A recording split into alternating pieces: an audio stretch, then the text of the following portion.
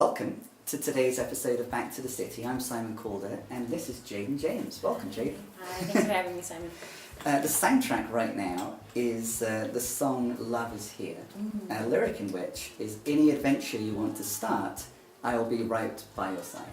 So I'm going to be right by your side. Oh gosh, and I'll start an adventure here? Yeah, we're starting an adventure. Great. And your adventure, your summer-long adventure, is releasing a trilogy of songs. Yes. This is the first of them.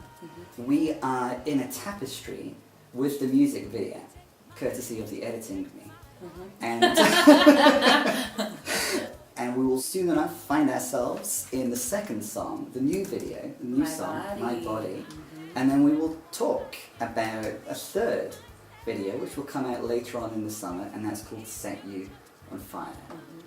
So first of all, the idea of releasing, it was an ambitious idea. Oh yeah. Wasn't it? Releasing the first 3 idea music videos. was to release 3 music videos within a month.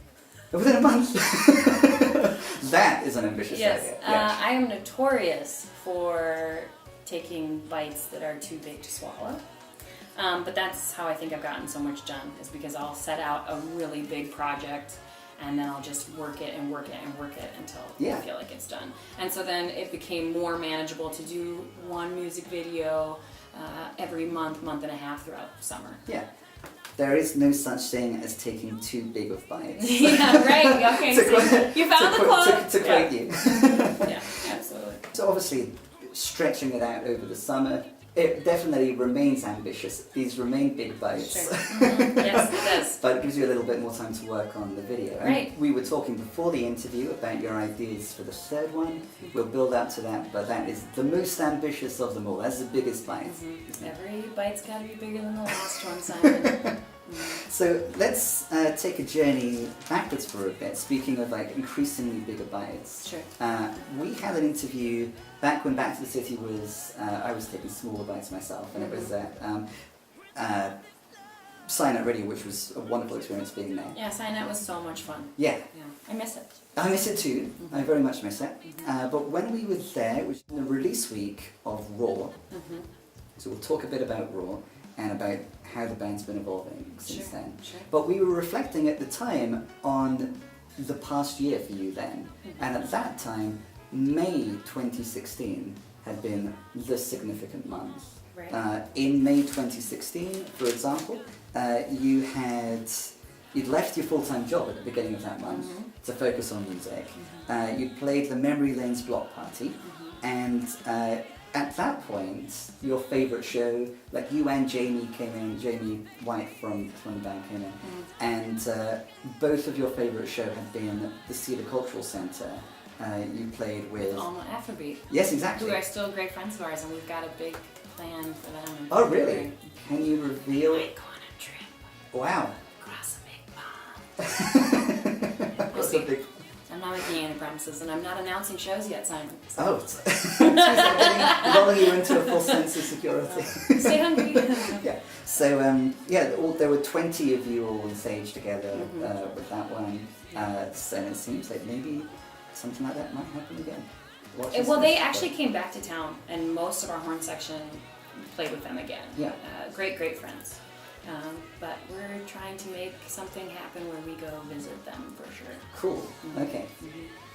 May 2016 was the big month. Was the big month then. And has that changed? If you had to isolate like one period of time for Jaedyn James and The Hunger, does that remain like the no, I would have thought it didn't. So what's happened since we last spoke? The big goal, the thing that I want all the time, because I love the chase and I love the hunt. Yeah. That's what keeps this like music business and doing music interesting to me. Is like, what can we pull off? What's the next big thing? How do we take it to the next level? Yeah. I'm just curious in general of what I can make out of my life and what I can do with my loved ones in my life. Yeah. So that was the biggest month and most productive month then, and I've just had to continually up the ante. So last May and June were probably my most productive months of my life. Yeah. And that's because I was coming up with concepts for the music videos, but we were in the studio at Uptown Sound. So May, June 2017 Yeah. is now. So Yep, like year is on. now. What's going to happen May 2018? I don't know. I can't say yet.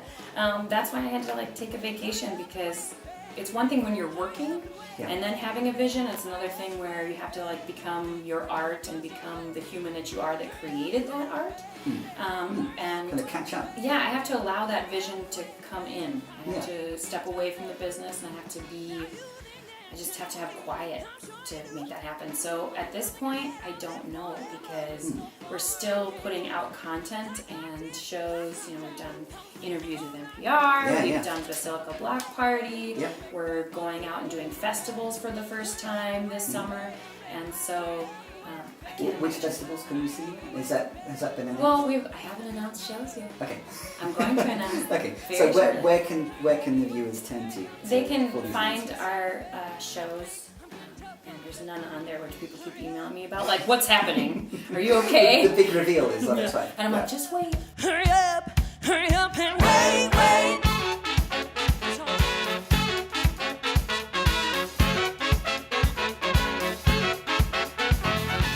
But JJandTheHunger.com JJ is and the Hunger. where you can find our calendar. And of course, you can follow me on Facebook, and we've got a Facebook page, and it's all there too. Yeah, and all the songs. So the previous album Raw, and now as of today, the song My Body and Love Is Here. They're all on the Bandcamp. Yes, so the thing that's special about these singles that we're releasing in the summer, outside of Raw, they're being released with a music video. So those music videos are also available on the website. Yes. So there's links for that, and then there's links to download those songs for free. Yeah. So you were talking about the process of kind of catching up with your creative self, and I imagine that making these 3 music videos is a medium that enables you to do so, to like revisit the songs. Yes. What's that process been like? It's been amazing. It's really challenging. I have more fun when things are challenging. It looks like they were fun videos. to Yeah, so the challenge is, one, how many members of the band of the 11-piece are you going to try to get in there? Yeah. How are you going to convey any kind of message? And for the first 2 videos, so I work with a guy named Wagner. Yeah. A guy named Guy. Oh, Guy. I love Guy. But his company is called Tantrum. And him and I have worked very collaboratively, where it's like we'll go back and forth on our ideas of what we think the song means and how we should try to do that visually. And the process is between him and I, really, like, what is the thing. For Love Is Here, I was like, it needs to be fun, it needs to be flirty, it needs to be, like, beachy. Splashy. Right. And he was like, great, but what's the thing that's holding it together? And I was like, well, I don't know, love. And he was like, no, that's not. He was like, great, no. I was like, red. And we were going between red and gold, because it's, for me, like, colors and textures matter so much. Yeah. And finally, we were going through some footage that we took when we were recording, and the band loves to play Foursquare. The band game is Foursquare. Okay. If there's ever any tension in the band, if we're on the road and we're bored before a show, we play Foursquare. Yeah. At birthday parties, we play Foursquare. That Foursquare must have been very effective, because it's difficult to keep a band together, let alone like a 10 or 11-piece band. And there's been relatively little change in the lineup over the years. We've stuck to the same 11 now for at least 7 months. Wow, amazing. Definitely trying to empower the people that are in the group, that have put in the time and are loyal. And Even in this video, the people who have been in the group, so the original oh yeah, drummer, we had Nathan. original members in the first video. Yeah. Nathan. Yeah, so something that Jamie and I were talking about last time was order in which the band came to be. She had done a solo for a band called Oliver Oliver Quincy. Quincy. And so had I. Yeah.